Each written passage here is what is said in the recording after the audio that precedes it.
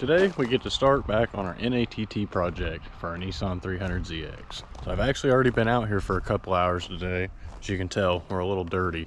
We got everything situated back on the engine, everything swapped back over to all Nissan 300ZX stock stuff, because we did have an Infiniti J30 block. Oil dipstick is now switched, pan has been resealed, and we also resealed everything coolant wise because we used the wrong RTV. So use the right stuff. Ultra gray is the way to go. I've been on the fence about what car do we drop this in. I have quite a bit of things for us to get ready on this DN1 project. And well, it's a twin turbo chassis, so I don't want to make an NATT swap video on a twin turbo. So what we're going to do with this NATT swap is we're actually going to throw it in my slick top that we just did a red and black two-tone interior conversion on. And we're going to bring this thing back and we're going to get it back on the road. Since our convertible is pretty much done and it's ready for Eric to take it, we need to get this thing drivable so we can drive it down to a body shop about 2 hours away and allow Eric to work his magic on it. And yes, we will be there while he does the work. We're actually going to be driving down every day so we can help and document the process. If you guys have followed the series, we're literally going to take off where we left off. So engine wise, to drop it in the car, we're literally down to a flywheel, a clutch, and our alternator to transmission harness. That's the final things that we're going to need over here engine wise. But that's not what we're starting with today. We're actually going to start by installing intercoolers and intercooler piping. Wherever it's at, it's over here somewhere. So we're going to be putting that in the slick top. My slick top is not perfect. It has a little bit of damage. The headlight bucket is slightly tweaked. You can see it's raised a little bit here compared to over here. So there's a few things that need, worked out. This bucket probably needs pulled out, and well, it gaps everything else out. These cars have everything so crammed in that any little bit of discrepancy like that will throw everything off and will make your fitment that much less favorable. And because of this, we're going to start with our intercoolers and our intercooler piping. Once we get that set up and we know it fits, then we can manage to stuff the engine in and get everything where we want it. So I'm actually going to mount up one side first. It will help visualize it for you guys. So let's go ahead. We'll put the driver's side on and we'll show you guys how to do the passenger. Driver's side is now fully equipped. We have both of our pipes in place, and we went ahead and put our under headlight piping in place as well. Both of our hoses or couplers are tight. That should be fully secured. Now we're ready to move on to the passenger side. I can't remember if I mentioned we're not putting recirc valves on just yet, but that will just bolt straight up here, and you'll have a little J hose back here and like a U hose that pops right here. Something, kind of like this. And that recirc, you see the two bolt holes, bolts up and goes just like that. If you're running a blow-off valve, you either have your hard pipe mounts up here, or you just use this one down here and then you cap this port while still running your vacuum source. Just an option, but we're not running these. Now you're likely using stock intercoolers like these instead of this, unless you ponied up and paid for them. They're pretty pricey. One thing I suggest, every time you're buying this stuff used, buy all the hard pipes used, buy the couplers all brand new. These will be so much more soft and pliable. If not, I have to let this sit out here in the sun for a few minutes to get somewhat pliable. Right now it's like super stiff. Not only that, these things disintegrate, and last thing you want is to have another boost leak, because there's like 40 spots on this car to have a boost leak. What I like to do is I like to install these all assembled with your bracket on your intercooler. These are relatively uncommon. People usually trash them, but you just have your 4 bolts or screws holding this onto the intercooler, and over here you will have 2 12 mils holding your bracket with these little grommet things in between, like that are right here under your headlight piping and whatnot under your NA. Odds are you're going to have to transfer a lot of that stuff over. A lot of times it doesn't come with it, or yours may not have it. You can still mount it in place, get creative with some washers and make a bushing, or just leave it. I've done it both ways. So the reason I recommend this is it's a lot easier to install. You have less things to put on, and also this one always jogs backwards. The farthest point will be on the outside of your intercooler. This one's not too big. You can leave it loose and tighten it after you get it all on to help yourself. I know the first time I did an intercooler setup, it stressed me out. I had no reference of where anything went, and I was afraid that I was gonna mess it up, and it took me way longer than I should have. So here on your NAs, you will actually have two little chassis plugs. They'll just be little plastic grommets. You just pop that out and it'll give you access to these threaded holes. And these will be 12 mil bolts. I don't even know the thread pattern or thread pitch, but I just know it's like the typical 12 mil bolt all over your Z. So once you have everything assembled, just pop it up, get it where you can at least thread some of your bolts in, and just let it free hang. We're gonna lift it, try to get this bottom one threaded in. My recommendation, thread this bolt out for your horn, or take it off if you don't use it, so you can get access to get a ratcheting wrench on that and get it from the bottom. If you don't have ducts, just put an extension and a 12 mil on and you're golden. Now we've got it fully mounted. There is technically a second bracket that goes up over here. Bolts back here, I believe. Now, don't usually run that. You really don't need brackets. You can run stocks just fine. You can even run upgraded Z1 intercoolers just fine. I thought I had one over there. It'll just have a little bit of play. I mean, it may not be recommended, but it works. Luckily, this one does not have any vacuum ports. The other one did. It had like a hard line that popped off the bottom. Since we're running a boost controller and doing all deletes, we're just capping it off. We've got us caps and zip ties down here just in case. This hard line here on this pipe is actually for your recirc valve, but we are gonna go back with actual caps instead of using this method, which this is just the cheap method. There's different versions or revisions throughout the year, so your pipes will be different. Some may not have that hard line, some might. I've had both. Now with your intercoolers mounted, you see where your point is of access down here, and then your other one is right down here. So by looking over here, your straight inside pipe is right here. So that's the first one that we will mount. Second is your curved one, and that one goes down to your intercooler and has your recirc port right here and actually points to your throttle bodies. These ones are slightly angled compared to this one. As you can see there, it's pointed inwards and that one's straight. Now the best way to find out which side is which, because this, I'm not gonna lie, it took me longer to figure out than it should. Bolt the two together that actually bolt together correctly. See which way this faces, and then you should know, because your recirc port should point forward. It's starting to get warm out here. So this pipe is your inside pipe. So this one will come down and go straight into that. And that will be your basis pipe right here. So this one will tuck back here and point straight towards the firewall. So let's just push this in the coupler and get it ready to go. Now it's mounted, at least it's in the coupler. You don't have to tighten it yet. You can to help keep it where it's at, especially if you can manage to keep it where it's at while you tighten it. If not, wait till you get everything in position before you tighten it, so that way you don't fight yourself trying to bring two things together that are already tightened together and don't want to be in that position. Now it's time for this pipe. Now your biggest challenge here is this bracket on the bottom. Since we don't really have anywhere to mount it, you can chop it off. Since you're probably not, all you got to do is keep it at an angle to keep it up and down while you can get it underneath the frame rail. Once you get it under the frame rail between the tension rod bracket, just twist it upwards and you can get a rough idea of where to mount it by sitting it right here on this pipe and putting a bolt through it just to kind of hold it in place. Next, you probably guessed it right. We've got to put this inside of this coupler. So this is where new hoses come into play. So yeah, it definitely helps if you have your clamp not tight like I did. Now we know that's in there plenty. Let's tighten up our hose clamp. We're actually going to get these in their rough position before we tighten that hose clamp, just so we can make sure that it's not tweaked and it's going to sit right. When you're working in such a tight area, the last thing you want is to have a lot of things out of alignment. T-bolt clamps are a big recommendation too. Just don't get the cheap ones. Now, intercoolers and all that stuff should be totally mounted up. I actually just remembered we never put our under headlight pipe in. Take your pipe. I'm actually going to swap one of these grommets over so I can mount it. Always point it like this. Get it started.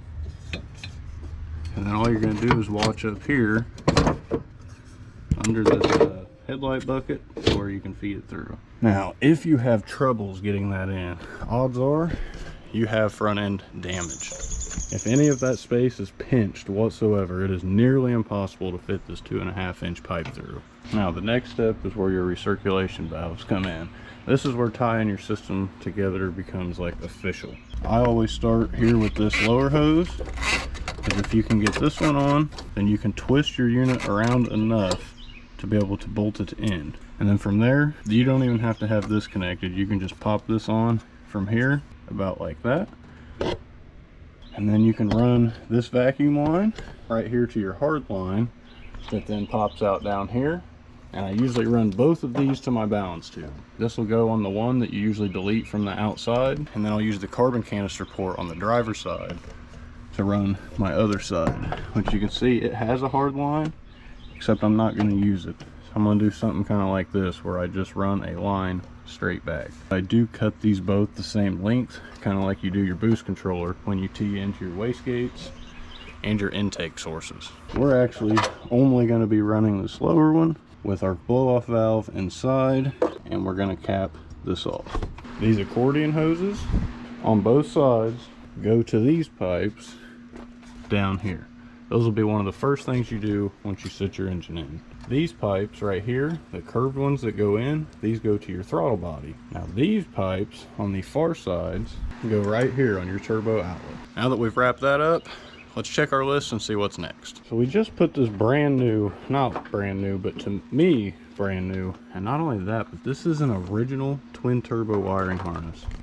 This thing is like perfect. I kid you not, the only bad connector it has is this coolant temp sensor, and them prongs are still mint. I got this thing for a steal. It's from a 1990, and best part is, it already has these installed. One thing I do want to say while we're here, before we almost put the motor in, even though we're not ready, do your fuel line. Especially if you are converting to E85, change these two with some Gates barricaded fuel line. Just do it while you're here, because if not, it is nearly impossible to get down there and change them lines. Also, it's a good time to clean up anything that you got down here that is able to be cleaned up. We actually plan to powder coat a subframe and just refresh everything, especially when we redo our rack. So we'll probably just wait for that. No reason in cleaning everything up now. Car looks like crap anyways. Sorry about the noon siren. Next, we're actually going to work on our oil cooler. And you can see here on this car, previously, I had both of these disconnected. That's because I ran the oil cooler right there. Since then, I've learned that these four right here are actually where it goes.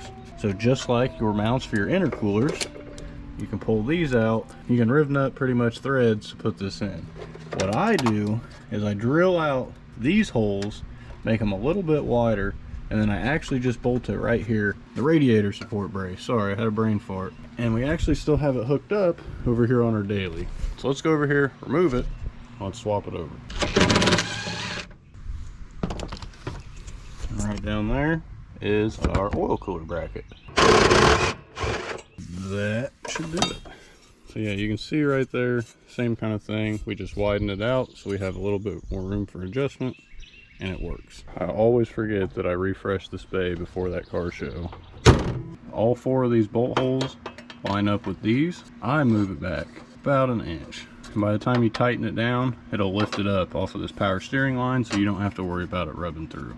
Now, unless you have actual twin turbo hard lines for your oil cooler, you're actually just going to run and mount your oil cooler after you put the engine in. If you guys watched my last NATT video, I explained why we do this. But pretty much you have your oil cooler right here, and you have like 4 or 5 foot of transmission hose on both sides going down to your oil pan and your oil feed off of your oil tree. So I do that because if you're doing a conversion, odds are you don't have the 2 hard pipes, because Nissan actually sells the oil lines in 4 lines instead of 2, because they both connect to that hard line for ease of removal and installation. So we're actually going to transfer the hard lines over to this, and we're going to run it that way, because I actually have stock lines that I want to use that utilize the oil restrictor, so I'm not running a full flow oil cooler. This will just help keep my temps, you know, a little where they need to be, instead of running it too cold and causing condensation in my oil, so I don't have to run a catch can like I do on my drift car. Didn't even realize it. I was just on go mode, but I didn't pull the GoPro out. We took the oil cooler off the DN1, and we got it bolted up. So it actually does work if you do have this mounted a little bit different because of the play in the lines. I will say, put these hard lines on before you put your recircs on. You can unbolt this, separate them, and you can fish it down.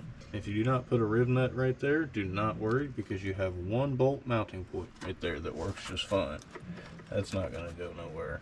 Now that everything's in place, I'm really starting to see where we can fit the AC condenser. That's something I'm really excited to be putting in this thing later on when we go to redo this. We're actually going to put the oil cooler lines off the other engine, or we're going to take them off and swap them from this side, and we're just going to put them on this instead of putting the new ones on, because if it's all coming back out very soon, I'm not going to throw them on just yet.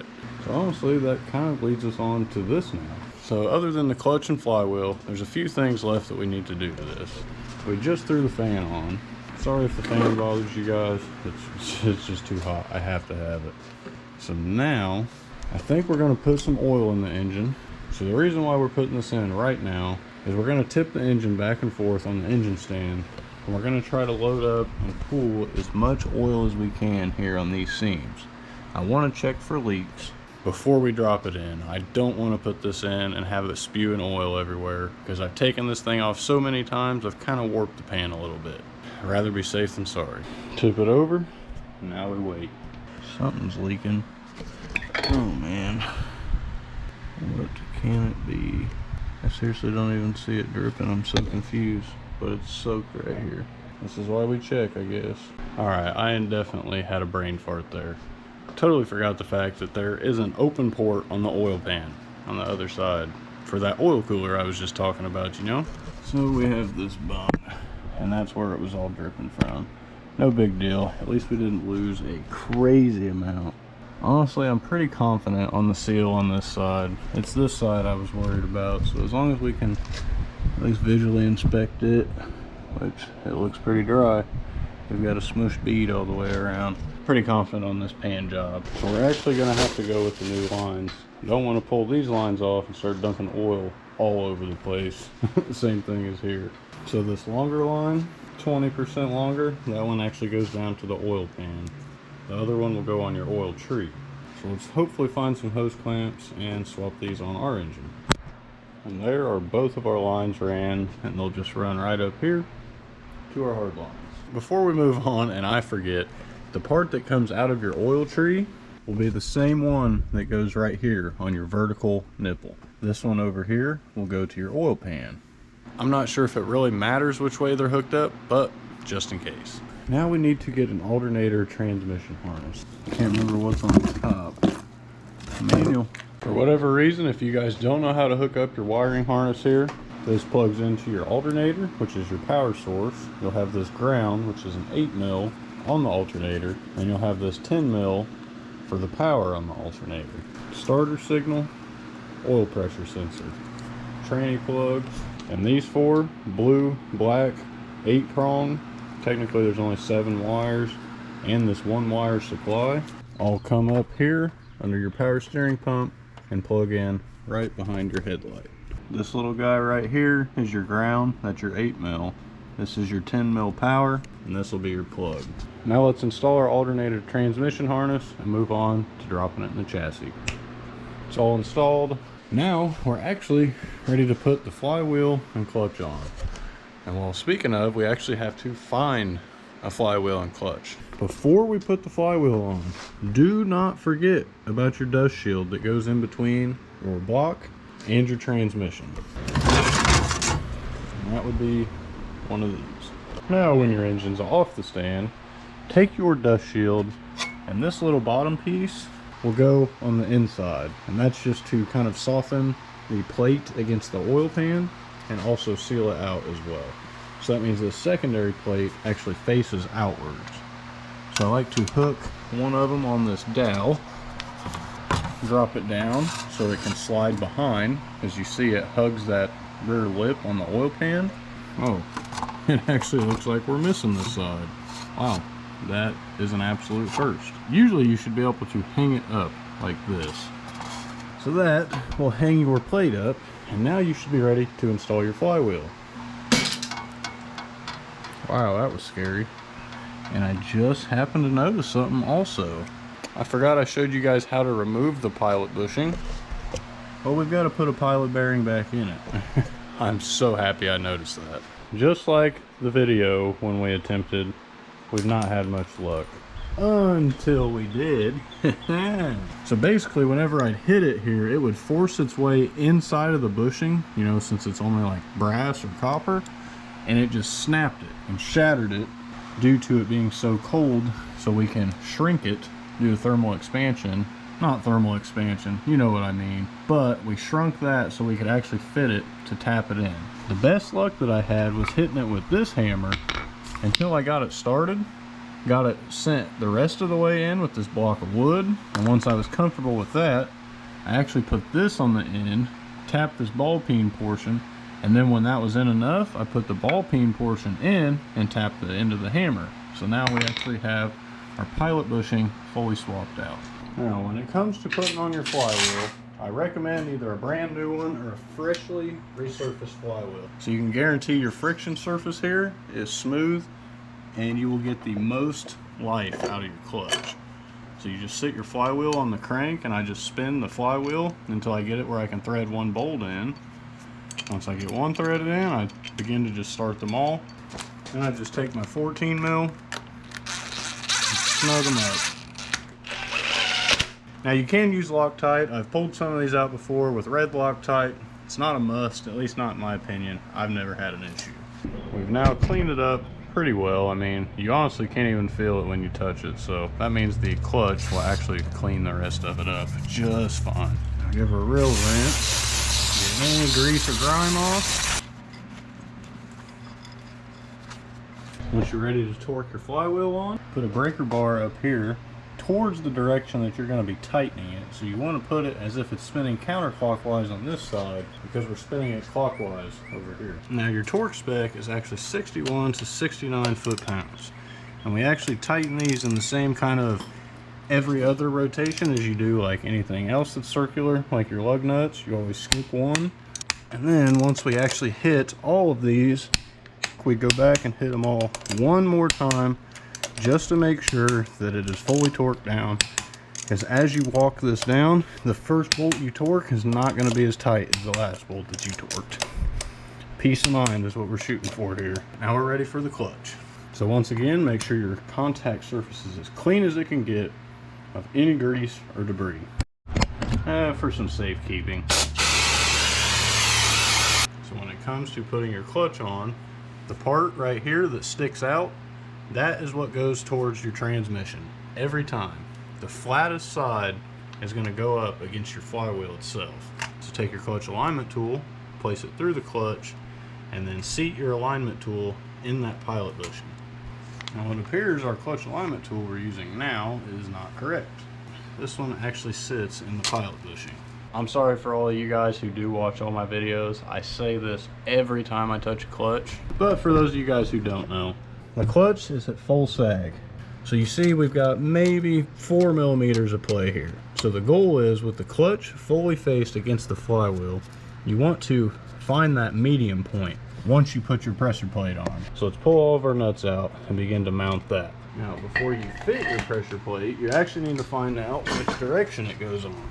The way that I do this is I always look to this mounting point that goes on the dowel on the flywheel, which has the biggest gap between the bolt hole that's right beside it. Since these two appear to be the farthest and this is the shortest, you can actually look and you can use the shortest to line it up. So I always line one dowel up, swing it on till I can align them all up, then I hit the pressure plate. I thread in all of my pressure plate bolts finger tight, just to get them started. Now we have them all just threaded in to hold the pressure plate from falling off. You can see we can still move this clutch up and down. Just look in this gap and you can see that it moves. I'm going to use the middle bolt in between each, and I'm just going to slowly snug it down, but I'm going to lift the clutch disc at the same time. So I'll lift it all the way, drop it all the way, and now find it about right in the middle. Now snug these up just to where it gets tight and you're starting to put the pressure plate load against the flywheel. We're not actually torquing any bolts on. So now, once we have it somewhat aligned where we think we want it, what you want to do is take your clutch alignment tool and slide it in and out. Depending how much resistance you have, Since the clutch disc can drop up and down, if it's fully down, you won't really be able to pull this out. If it's fully up, you won't be able to pull this out because it'll catch. So lift up all the way, tug, nothing. Push down all the way, tug, nothing. Center it, tug it, and it just barely comes out with any force. Now we're going to go through, we're going to slowly torque down each of our bolts. The way I like to do this, that way you evenly tighten down your pressure plate, is I do the bolt in between the 3 bolts per section. So you have 3 sections, and I only focus the center bolt. So once I have all these at least finger tight where they're snug with the pressure plate and it's not going to let it go anywhere, that's where we set our reference point. So we're going to do half a turn and slowly walk this thing on, just like this. And then when we go to torque it down, the torque spec is 27 to 33 foot-pounds. Since I'm using one of those frowned upon $20 Harbor Freight torque wrenches, I always go to the highest of my torque settings. So we're at 32, limit's 33. So we're going to start at the far left of one of the 3 sections. Once we get that one, we'll go to the next first one of the section. The next first. And then we go to the middle. And then our final third one. And before we move on, go back and recheck them and hit them all one final time. Now, once you have all of them finished up, you can actually pull your clutch alignment tool out. Money shot. Yeah. We now have a freshly mounted clutch and flywheel. Now that the clutch is finished up, there's literally one last thing before we can drop it in the car, and that would be our downpipes. So we're actually going to utilize some JDM downpipes. So these are actually what the downpipes are, and they connect to NA test pipes because they're not like USDM models and have pre-cats for downpipes. Now here, you can reuse these. I've never had any issue, but using metal stock style gaskets, so place your metal multi-layer gasket on, which they are directional. And from the factory, you actually have 2 studs on the bottom. I like to put 4 studs on it because these hardly ever break. I love the Inconel studs. Now for the final one, once we have our gaskets in place and you have both of your mating surfaces all cleaned up, let's install our downpipes. Yeah.